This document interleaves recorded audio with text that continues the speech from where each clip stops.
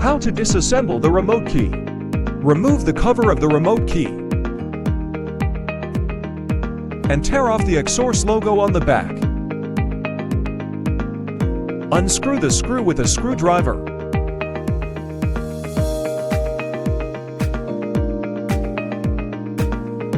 Remove the back cover and take out the PCB board of the remote key. The disassembly of the remote key is completed.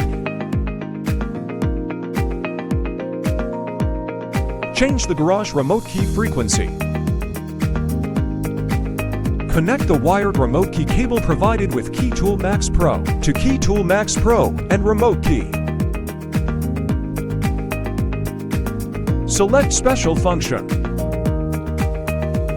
Select VVDI Remote Function. Select Garage Door Key Customization. Click Red. We can see the remote control frequency is 315 MHz. Click on the value to be modified. Enter the frequency to modify.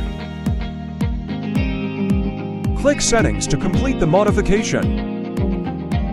Click Red again. Now we can see that the frequency becomes 433 MHz.